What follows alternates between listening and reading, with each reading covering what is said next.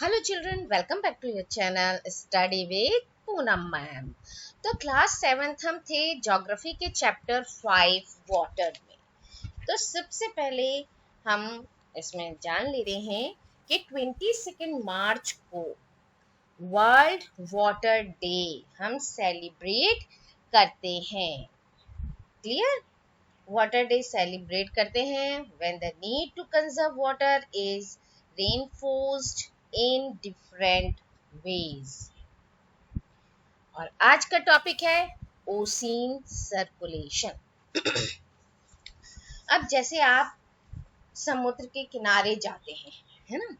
अब समुद्र के किनारे जो रेत सी पड़ी होती है उस पे नंगे पैर चलने पर कितना अच्छा लगता है ना? में कितना मजा आता है उस बीच पर, है ना? ठंडी ठंडी हवा चल रही होती है और क्या होती है, समुद्री पक्षी होते हैं वहाँ। हवा में कितना सॉल्टी और कितनी अच्छी स्मेल आती है ना? पानी की लहरों का जो संगीत होता है, चलती हैं कभी लहरें आती जाती, कितना सुंदर लगता है। हर चीज बहुत फंटास्टिक होता है ना? और जैसे लेक और पॉन्ड का पानी क्या होता है बेटा? वो होता है वो ठहरा हुआ पानी होता है ना? उसका पानी कैसा होता है? शांत होता है। लेक वगैरह का पानी, पॉन्ड का पानी। लेकिन जो ये ओशियंस होती हैं इनका पानी हमेशा मूव करता रहता है, चलता रहता है। ये शांत नहीं रहता कभी भी। और ये ओशियंस जो है इनका जो मूवमेंट है उसको हम कितने पार्ट में कैटेगराइज कर सकते हैं? हम कर सकते हैं 3, ये दिए हैं जैसे वेव्स, टाइड्स एंड करंट्स। ठीक है? Wave, tides and currents. अब चलिए हम इनको समझते हैं कि ये होते क्या है। क्लियर? अब वेव्स है कि वेव्स होता क्या है। यहाँ देखिए ये पिक्चर में कितना सुंदर लग रहा है ना? वेव्स जब हम क्या करते हैं, बॉल से खेल रहे होते हैं समुद्र के किनारे। ठीक है? कि समुद्र के किनारे घूमने जाते हैं, बीच पर जाते हैं, तो क्या करते हैं हम अपना पिकनिक मनाने वगैरह जाते हैं तो हम अपने बॉल वगैरह ले जाते हैं और बॉल बाई चांस उधर चली जाती है पानी के साथ, है ना? खेलते समय पानी में गिर गई तो क्या होता है, बड़ा मजा आता है। क्या होता है वहां पर कि जैसे ही उसकी जो वेव्स होती हैं उनके साथ जैसे पानी में चली गई और उन्हीं की लहरों के साथ वो क्या करती है, बॉल वापस दे जाती है, लौटा जाती है। वेव्स बोलती है लो अपनी बॉल, है ना? तो जब ये जो वेव्स होती हैं, ये जो महासागरीय सतह पर जल क्या होता है, लगातार उठता और गिरता रहता है, तो हम इसे तरंगे कहते हैं, वेव्स कहते हैं। When the water on the surface of the ocean rises and falls alternately, they are called waves. Clear? पानी आना जाना ये क्या कहलाते हैं? वेव्स कहलाते हैं। और जब स्टॉर्म के समय यानी कि तूफान में क्या होती हैं, तेज हवा चलने पर ये जो वेव्स होती हैं ये क्या हो जाती हैं, ये भी बहुत हाई स्पीड में और ऊंची वेव्स यानी बहुत ह्यूज वेव्स चलती हैं, बहुत विशाल वेव्स क्या हो जाती हैं और चलने लगती हैं। इनके कारण क्या होता है, बहुत बहुत बहुत अधिक विनाश हो सकता है। भूकंप हुआ, है ना? भूकंप हुआ, वॉल्केनिक एरप्शन हुआ यानी कि जो ज्वालामुखी वाला, है ना? या फिर अंडर वाटर लैंडस्लाइड ये भी होता है। किसके कारण? महासागरीय जल अत्यधिक विस्थापित होता है यानी कि जो ये ओशियन वाटर है बहुत बड़े अमाउंट में, लार्ज अमाउंट में शिफ्ट हो जाता है। इससे क्या होता है, इसका रिजल्ट क्या हो जाता है कि जो बहुत ह्यूज टाइडल वेव्स जिसको हम सुनामी भी कहते हैं वो उत्पन्न हो जाती हैं, है ना, वो उत्पन्न हो जाती हैं। और ये कितनी होती हैं? 15 मीटर तक की ऊंचाई वाली बहुत हाई, बहुत विशाल ज्वारीय तरंगे उठ सकती हैं। ठीक है, इतनी विशाल, इतनी ह्यूज टाइडल वेव्स होती हैं ये सुनामी के 15 मीटर तक ऊंची उठ सकती हैं। और सबसे लार्जेस्ट, अब तक का सबसे लार्जेस्ट सुनामी जो मेजर किया गया है वेव, वो कितनी है? 150 मीटर। ये वेव्स 700 किलोमीटर पर घंटे यानी पर आवर से भी अधिक तेज गति से चलती हैं। कितनी होती है स्पीड इन सुनामीज की? 700 किलोमीटर प्रति घंटा, किलोमीटर पर आवर। और जो सुनामी हमारे इंडिया में 2004 में भारत के जो कोस्टल एरियाज हैं, तटीय क्षेत्र हैं, उसमें अत्यधिक विनाश हुआ था। कब हुआ था? 2004 में। सुनामी के बाद अंडमान और निकोबार जो हमारा आइलैंड है, उसमें से इंदिरा पॉइंट डूब गया था, यानी ये तो डूब गया था। और बहुत से और भी छोटे छोटे हमारे जो ये हैं आइलैंड है, वो उस समय डूब गए थे और बहुत ज्यादा नुकसान हुआ था, बहुत ज्यादा नुकसान हुआ था। असल में क्या था ना, इसकी पहले से जानकारी नहीं हो पाई थी और इस वजह से इतना ज्यादा जान माल का हानि हुआ था। और उसमें क्या हुआ था ये देखिए, यहाँ आपको पूरा दिया हुआ है, सुनामी द अर्थ पेंडेमेनियम, इसको पढ़िएगा जरूर, है ना। इसमें पूरी न्यूज आपको दी गई है, क्या क्या किस कारण से कैसे कैसे ये हुआ था। अब है आपका टाइड्स। टाइड्स क्या होते हैं? दिन में 2 बार नियम से ओशियन वाटर में पानी का उठना और गिरना होता है और इसको ही हम टाइड्स या ज्वार भाटा कहते हैं। The rhythmic rise and fall of ocean water twice in a day is called a tide. दिन में 2 बार नियम से होता है, 2 बार हम चलता है। जब सबसे ऊंचाई तक उठकर पानी जाता है ना, तब बहुत बड़े जो तट का एरिया है वो क्या कर जाता है? डुबो देता है, ये डूब जाता है। ठीक है, जिसको कहते हैं ज्वार। Okay, it is high tide when water covers much of the shore by rising of its highest level. It is low tide when water falls to its lowest level and recedes from the shore. ठीक है, बहुत बड़े हिस्से को डुबो देता है, इसे हम ज्वार कहते हैं। जब जल या पानी अपने बिल्कुल लोएस्ट लेवल तक आ जाता है और अब जो वो शोर होता है, जो किनारा होता है, जो तट होता है, वहां से पीछे चला जाता है, उसे हम भाटा कहते हैं। ठीक है, ज्वार भाटा हिंदी में ये 2 नाम से होते हैं और इसमें इंग्लिश में सिर्फ टाइड्स बोलते हैं। ठीक है, हाई टाइड्स, लो टाइड्स, क्लियर।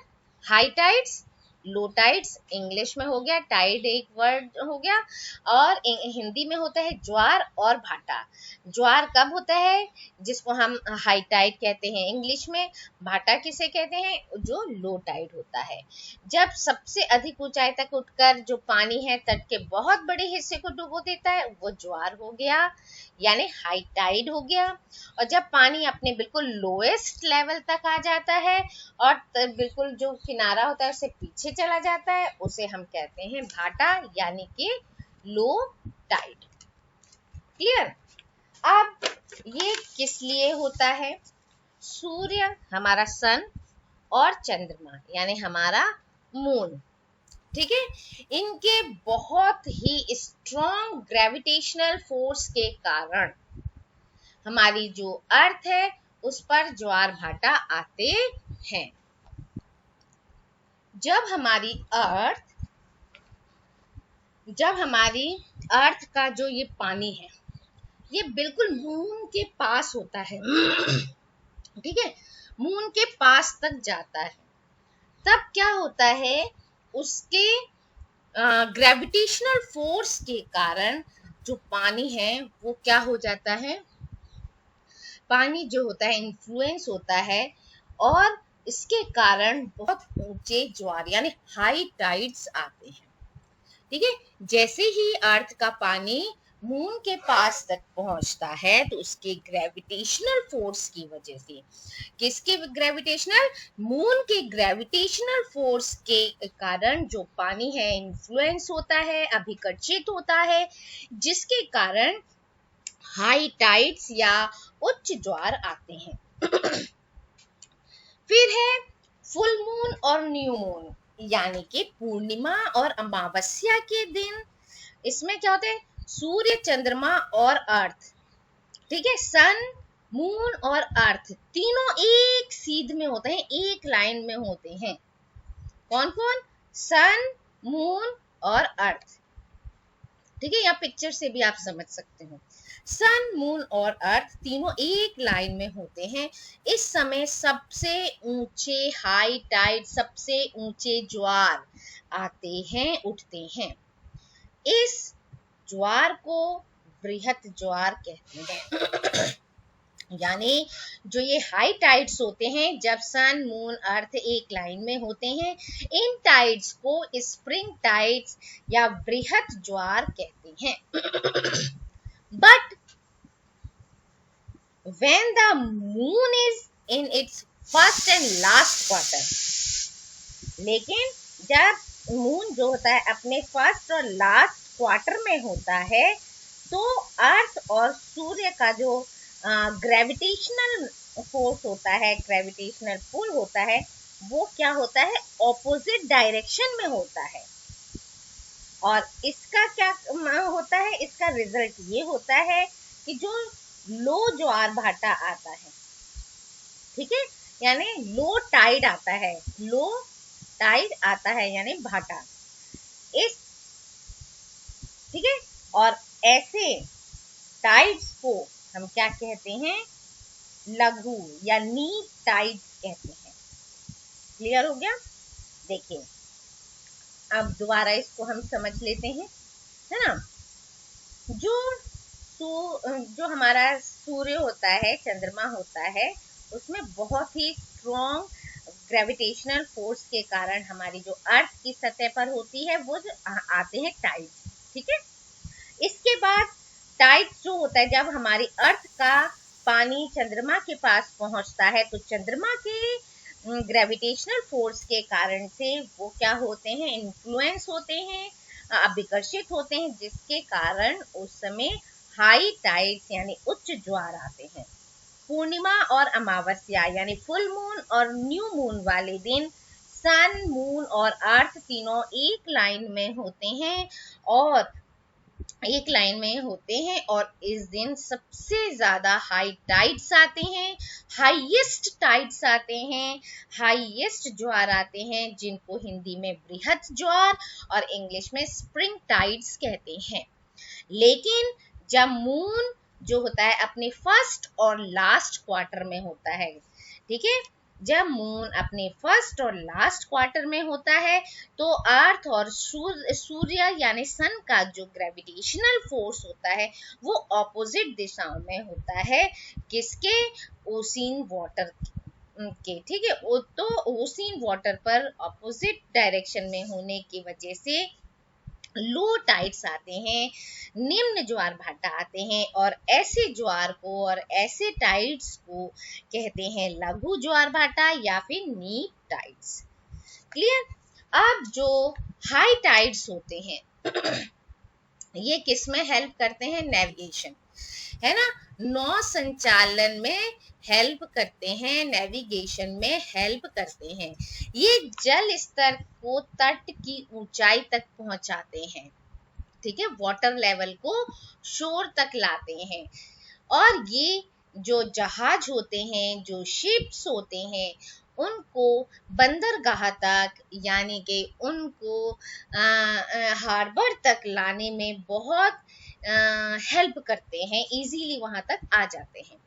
जो हाई टाइड्स होते हैं, उच्च ज्वार होते हैं, उसमें मछली पकड़ने में भी बहुत हेल्प मिलती है, हाई टाइड्स के दौरान बहुत सारी मछलियां क्या होती हैं, क्योंकि वो भाई पानी वो चला जाता है, बहुत ऊंचे ऊंचे पे चला जाता है और वहां तट थोड़ा सा खाली हो जाता है। जो मछलियां होती हैं वो पानी तो चला गया, वो वहीं रह जाती हैं और उसके किनारे पर आ जाती हैं, तट पर दिखने लगती हैं। इससे क्या होता है कि जो मछुआरे होते हैं, मछली पकड़ने वाले होते हैं, वो बिना बहुत इजीली क्या करते हैं, मछलियां पकड़ लेते हैं। और कुछ जगह पर तो ज्वार भाटे से होने वाले जल के उतार चढ़ाव का उपयोग बिजली बनाने के लिए, इलेक्ट्रिसिटी जनरेट करने के लिए भी किया जाता है।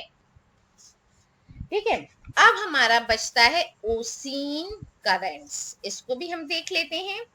ओशियन करेंट्स निश्चित दिशा में, ओशियन करंट जो होता है वो क्या होता है, निश्चित दिशा में महासागरीय सतह पर नियमित रूप से बहने वाला, चलने वाला पानी की धाराएं होती हैं। अब जो ये ओशियन करंट्स होते हैं, ये महासागरीय धाराएं होती हैं, गर्म या ठंडी हो सकती हैं, है ना।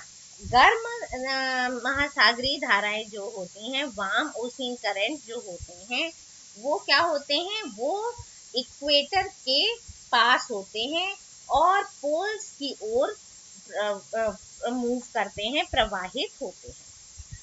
और जो कोल्ड होती हैं, कोल्ड करेंट्स होते हैं, वो क्या करते हैं, वो ध्रुवों या उच्च अक्षांशों से, यानी कि वो कहाँ से, वो पोल से, from polar to higher latitude to tropical और लोअर लैटिट्यूड की ओर आती हैं, प्रवाहित होती हैं, चलती हैं। लेब्राडोर ओशियन करंट जो होती हैं, ये कैसी होती हैं, शीत जल धाराएं होती हैं, कोल्ड, ठीक है, ये कैसी होती हैं, कोल्ड करंट होती हैं। जबकि गल्फ स्ट्रीम जो होता है वो वार्म करंट होता है, गर्म जल धाराएं होती हैं। ओशियन करंट जो होता है वो किसी भी एरिया के टेम्परेचर को प्रभावित करती हैं। गर्म धाराओं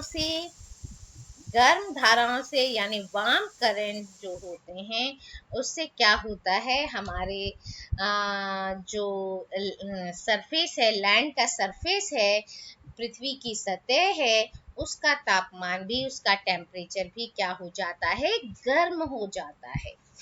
जिस जगह पर गर्म और ठंडी जलधाराएं मिलती हैं, वो स्थान विश्व भर में सर्वोत्तम मत्स्यन क्षेत्र माना जाता है।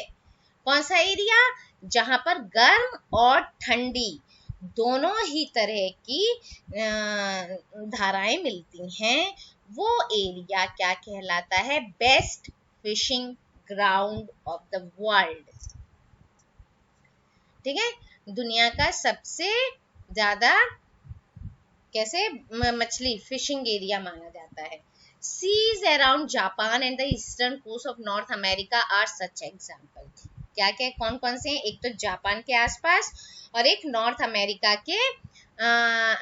अमेरिका का ईस्टर्न कोस्ट, ये एग्जाम्पल हैं वहां के, जहां पर गर्म और ठंडी क्या मिलती हैं, हमें जल धाराएं मिलती हैं। हमें कहाँ पर मिलती हैं, जापान और नॉर्थ अमेरिका। यहाँ फॉगी जो कोहरा जो होता है, वैसे वाला मौसम बनता है। इससे क्या होता है, जो नौ संचालन होता है, नेविगेशन होता है, उसमें बहुत ज़्यादा डिफिकल्टीज आती हैं। चलिए, इस वीडियो में इतना ही। पढ़िए और रीडिंग कीजिए, समझिए और देखिए मेरा video. Thank you. Like, share and subscribe my channel.